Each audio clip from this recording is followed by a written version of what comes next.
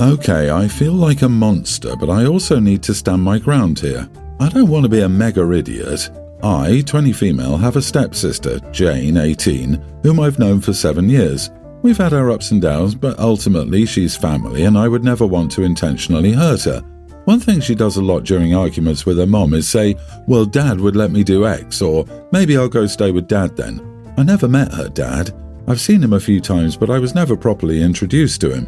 He and Lucy, my stepmom, had a bad breakup, and she didn't want him to meet my mum or me, which I can understand given what she's told me about him. For the past week, Jane had been even more irritable than usual. I tried talking to her, but she shut me out. Lucy and Mum told me she'd come around and not to pry. I found out a few days ago that she'd been using my expensive skincare and had almost emptied a bottle in a week that takes me 5 months to finish, as well as using and almost emptying all my other skincare stuff. I was angry and confronted her, telling her to replace it. She started crying and getting angry at me. She said I was an annoying idiot for chasing her up on face wash and that I needed to leave her alone. I will admit that we both said harmful things, which I regret, and I ended up saying, why don't you go live with your dad since he'll let you off? Jane's face dropped and she said, my dad died last week, you idiot. She ran and locked herself in her room after she said that, and I immediately regretted what I'd said. Lucy and Mum came home shortly after, and I explained what had happened. They both said I needed to apologise, which I agreed with. Lucy went to talk with Jane and afterward told me Jane would only forgive me if I was grounded until New Year, and she had free reign of my wardrobe. She loves my style but can't afford to buy clothes to fit it at the moment. I said no to both. I didn't bring up her dad as a gotcha he's dead moment, as I didn't know he'd passed. Obviously, if I had, I wouldn't have said anything about it and would have treated her outbursts and change in behaviour differently because I know now she was grieving. Lucy and Mum then said if I won't do those things, I should at least drive her around to her friends, university, etc. I again said no. We both go to different universities and the logistics won't work. Lucy said if I can't make it up to Jane, I shouldn't expect her to forgive me. I said I don't need Jane's sisterhood if it's only based on transactional things like car rides or clothes. Jane is fuming with me and Lucy and Mum think I'm being petty and difficult for not even attempting to patch things up with Jane. I don't expect her to forgive me straight away as that's not how humans work, but no apology would suffice as she doesn't want an apology, she wants my things. So as it stands it's 3 against 1, and everyone at home thinks I'm a huge idiot. Am I the idiot for refusing to make it up to my sister after bringing up her dead father, who I didn't know was dead? Not the idiot. It's time to stop apologising and go on the offensive. Why the heck did nobody mention this to you beforehand? You had clearly said that she was shutting you out to Lucy, but you were told she'd come around when she was acting out because her dad just died? Your response, which was to apologise, was frankly a bit doormatty. If I were you, I'd have gotten angry at Lucy for not telling you what happened, or at the very least, not informing you that Jane was going through a difficult time. You shouldn't apologise for not knowing information that was intentionally withheld from you. I'd consider that to be such an enormous lie of omission that it's practically malicious. You were basically set up to be the bad guy so that Jane could then use you as her emotional punching bag. This doesn't change the fact that she stole from you and used things that weren't hers without permission. She needs to replace those. You can't use her apologies as skincare. You should go on the offensive here. You came from ignorance with the dad's remark. She willingly took your stuff. Honestly, OP, they're just using you as a scapegoat to make Jane feel better. And although I sympathise with the loss of a parent, you were not properly informed of his passing. Honestly, you don't deserve this level of toxicity from them.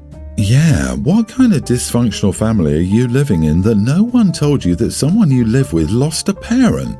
And they think it's okay for her to demand access to your clothes or ride in the car and steal your stuff in order for her to forgive you? Get out of that house as soon as possible, and when it's your turn to create a family, whatever that looks like, remember these days and make different choices. Long story short, my ex-wife and I are divorced. We share custody of our pre-tween son. I usually buy my son stuff and send them to his mom's house since I travel a lot for work. The thing is, I sometimes see his mum's husband wearing the stuff I get for him, my son, like when I bought him a dinosaur wristband. I accidentally saw my ex's husband wearing it in a photo they posted on Facebook. It kept happening and I had to speak to my ex-wife and she said her husband does this while playing with our son. I expressed my grief and discomfort regarding the issue and got brushed off.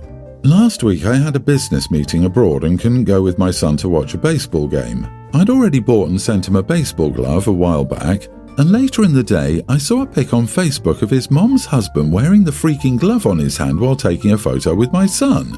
I immediately cancelled my trip and went home to discuss the issue since my ex-wife was minimising the situation. I had a massive argument with her. I never speak to her husband at all, and I banned my son from letting my mom's husband touch or wear anything I got or will get for him. My ex-wife started screaming at me, which caused our son to cry, and she called me an idiot, saying that her husband was just trying to let our son have fun and that wearing the glove was to cheer him up, make him laugh or something. I refused to discuss it further, but she decided to escalate by calling my mom, who unusually sided with her and told me I was being unreasonable and unfair towards my son. I just feel like I'm protecting my boundaries after being brushed off for so long, but am I the idiot? Info: you seriously cancelled a business trip because this dude put on a baseball glove? Respectfully, you are the idiot. It sounds like you're getting mad about the stuff when I think, in reality, you're more upset about how present your son's stepdad is in his life. Banning your son from sharing his things and experiences with his stepdad accomplishes nothing except making you look like a controlling idiot. You should want your son to have a happy and healthy relationship with the other close adult in his life. If there are items you genuinely don't want going to mom's house, then they need to be kept at your place. I just feel like I'm protecting my boundaries. What? It's a young child's baseball glove.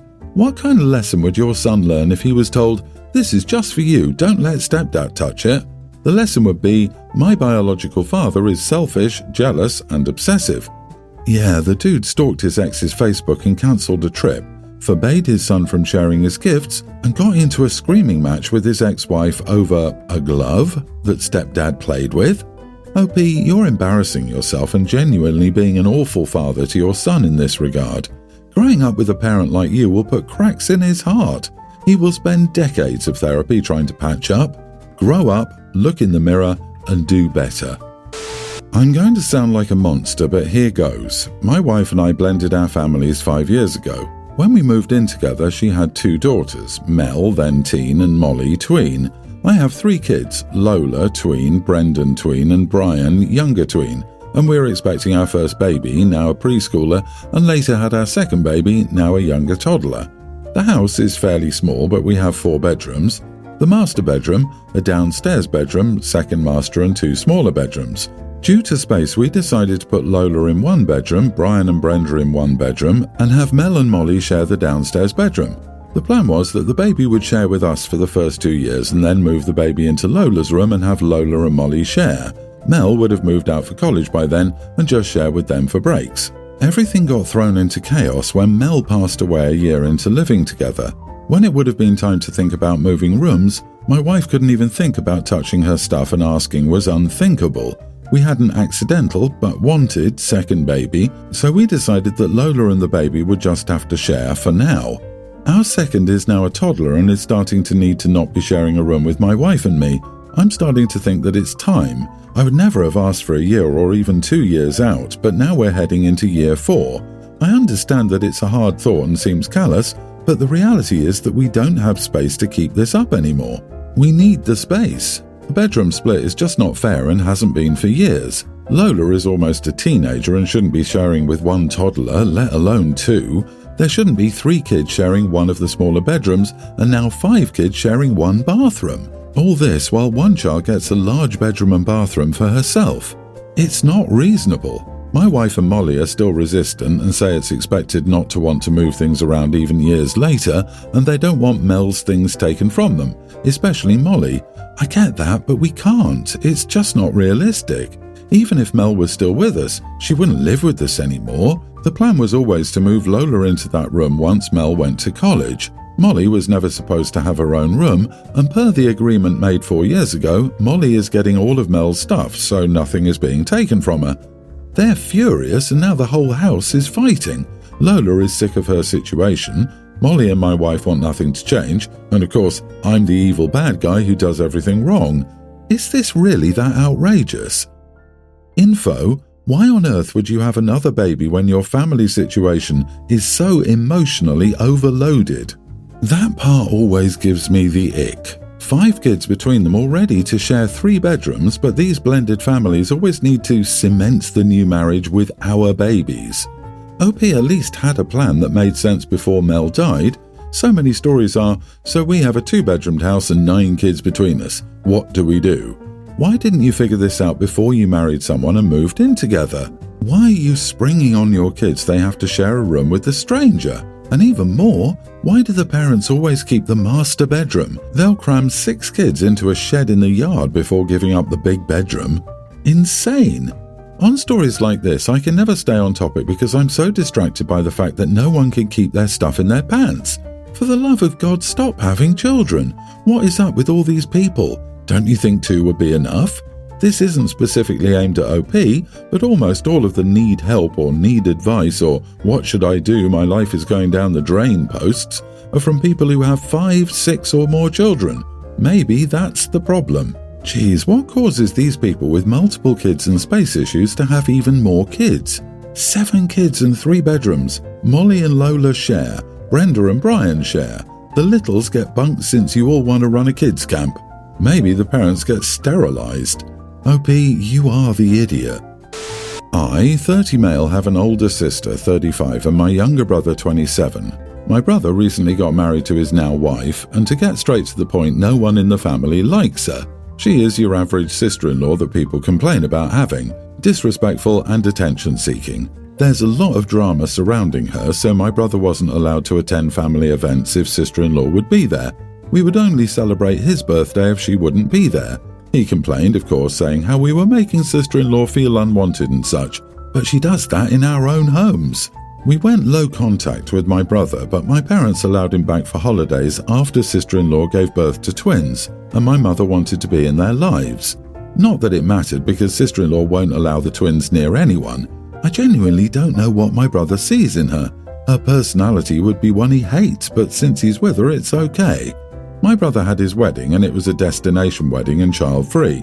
None of us could even make it if we wanted to. We wouldn't be able to find babysitters and easily go up to where their wedding was. My brother wasn't happy and has been complaining about it since then, saying how he attended ours and that it wasn't fair that the family could enjoy our day but not his. He also said we were selfish for not putting our differences with sister-in-law aside. It's been going on for a while, and I told him I don't care if his wedding didn't go the way he wanted, because it wasn't feasible for us, and also because of how his wife acts. Since then, I hadn't heard from him, but then I found out from my mother that he ranted to her about how he and his family were being treated horribly by us and that he was crying. Both my parents think I should apologize. I do love my brother, but I do hate his wife. So, am I the idiot? If we take everything in a vacuum, it's everyone's the idiot here because it sounds like nobody is trying to be an adult about whatever this conflict is. But it's hard to say without more information, namely, what started this division. While I agree there's missing info, brother cannot choose to have a child-free destination wedding, then complain when guests can't show up. You run the risk of guests not being able to attend a wedding with just one of those factors. But to then go and plan with both, you're saying there are guests you are inviting out of obligation, but you don't want them to attend. These types of wedding only work for really specific times in life, and if everyone you want to be there can do it. I mean, based on how OP is talking, I struggle to believe they actually couldn't attend, and that all that was just a reasonable excuse not to go. For your own parents to not go to your wedding? Yeah, that's a little upsetting. OP and their family sound excessively resentful towards this woman. I doubt they've sat down and spoken to her or anything, and the fact that they're just being childish and going, yeah, we're not talking to you, celebrating your birthday, or inviting you to anything if she's there, is just extreme. At that point, either cut the brother out of your life entirely or buck up and deal. Everyone's the idiot here, but good luck to you. Your family sounds exhausting. My 30 male brother, 22, is spending a semester in Asia, and I offered to pay for his flight so he can attend our mother's 57 wedding. I got the cheapest flight available, it's not like I have money to spare, which includes a 9-hour layover during the night.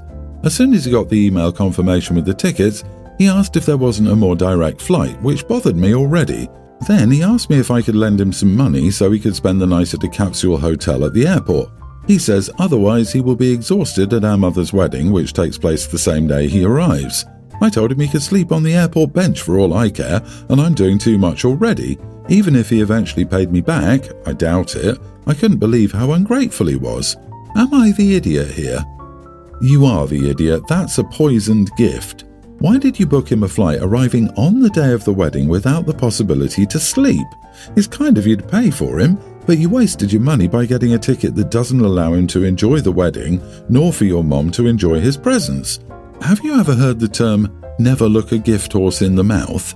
OP is doing what is available in the budget. If the brother's unhappy, he can fork out some money or put up and shut up. When it comes to travel, cheap often equals inconvenience. OP's not the idiot. I disagree. Sounds like OP felt obligated or persuaded by the family to do this for his student brother, but he did the bare minimum and has washed his hands of it.